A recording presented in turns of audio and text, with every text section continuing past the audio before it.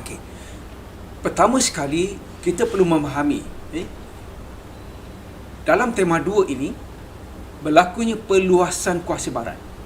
Jadi bila British meletakkan kuasanya mula dengan negeri-negeri Selat, itu adalah satu sistem pentadbiran barat.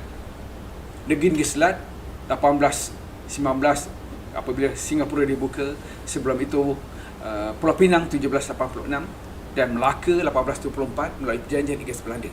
Maka British telah mewujudkan satu pentadbiran yang baru dipanggil negeri-negeri Selat. Negeri Selat. Okay, itu satu sistem pentadbiran barat. Dia bermula dekat situ. Dan British meluaskan penguasaannya ke atas tanah Melayu. Apabila negeri-negeri Melayu seperti Sungai Ujong pada awalnya, Perak, Selangor dan juga Pahang kemudian, menerima seorang penasihat British, iaitu Resident. Maka British memperkenalkan satu sistem pentadbiran yang baru yang dipanggil sistem Resident. Ini dipanggil sistem Resident. Melalui sistem Resident itulah British mengubah suai pentadbiran negeri di 4 negeri tadi. Ini dari Sungai Ujong, Perak, Selangor, Pahang. Ini kemudian tahun 1900 Negeri Sembilan. Itu yang pertama. Jelas ya pelajar? Okey, apabila sistem Resident itu mendapat tentangan, maka British terpaksa mengubah sistem itu. Maka dia telah memperkenalkan apa yang dipanggil sebagai Persekutuan 1896, yang kita panggil sebagai Negeri-Negeri Melayu Bersekutu. Ini tahun 1896. Ini adalah satu usaha British untuk mengurangkan kuasa Resident. Ini semua saya dah jelaskan dalam video, dalam PDVC sebelum ini. Untuk mengurangkan kuasa Resident bagi membolehkan tidak lagi berlaku penentangan, khususnya di kalangan pembesar-pembesar tempatan dan sultan sebagai pemerintah sebelum ini. Jadi dalam tema 2 ini, pelajar kena faham bahawa tema 2 ini adalah berkaitan dengan penjajahan British. Apa yang British buat di tanah Melayu daripada 1874 sehinggalah berlakunya Perang Dunia Kedua 1941. Apabila Jepun menyerang tanah Melayu, Sabah dan Sarawak. Jadi dalam tema 2 khusus kepada perluasan kuasa British di tanah Melayu, itu Gebruk di Sarawak dan juga Syarikat Berpiagam Borneo Utara di Sabah. Itu adalah yang dikatakan sebagai transformasi masyarakat. Jadi masyarakat yang sebelum ini di bawah pemerintahan tempatan, di bawah undang-undang tempatan, di bawah hierarki sosial, hierarki politik tempatan, berubah apabila British ataupun individu ataupun syarikat Eropah yang menguasai negeri-negeri Melayu, Sabah dan juga Sarawak, mereka mula memperkenalkan sistem pentadbiran barat. Itu maksudnya. Jadi pelajar kena jelas. Dalam tema 1, kita tidak berlaku campur tangan barat. Kita di bawah pentadbiran kerajaan tempatan. Negeri-negeri warisan Kesultanan Melayu Melaka, negeri baru dan sebagainya. Itu di tanah Melayu. Betul juga di Sabah, betul juga di Sarawak.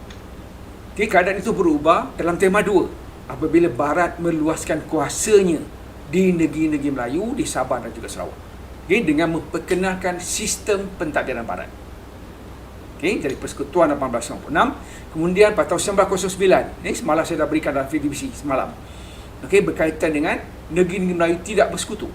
Terutamanya selepas 1909 apabila perjanjian Inggeris-Siam ditandatangani, di mana Siam telah menyerahkan negeri-negeri Melayu Utara, iaitu Kedah, Perlis, Kelantan dan Terengganu kepada British. Itu telah membentuk satu lagi sistem pentadbiran baru di negeri Melayu tidak bersekutu. Kemudian masuk Johor di selatan. Dan yang keempat adalah desentralisasi. Ini adalah usaha British, Pesuruh Jaya Tinggi British, untuk membuat supaya negeri Melayu tidak bersekutu dan negeri Melayu bersekutu itu boleh disatukan di bawah satu persekutuan yang lebih baik. Jadi usaha untuk mengembalikan kuasa pusat kepada kuasa kerajaan negeri, di mana Persekutuan 1856 itu dilihat terlalu berkuasa, yang menyebabkan negeri Melayu tidak bersekutu tidak mahu untuk memasuki persekutuan seperti yang dicadangkan oleh British. Maka British telah membuat apa yang dikatakan sebagai pengagihan kuasa pusat. Tapi usaha ini tidak berjaya. sebab memerlukan kos dan akhirnya berlaku Perang Dunia Kedua. Okey, ini sedikit sebanyak latar belakang kepada apa yang kita bincang hari ini. Sebab pelajar kena fokus. Dalam tema 2 adalah berkaitan dengan peluasan kuasa barat di Tanah Melayu, di Sabah dan Sarawak. Maka maksudnya pelajar dah belajar benda ni.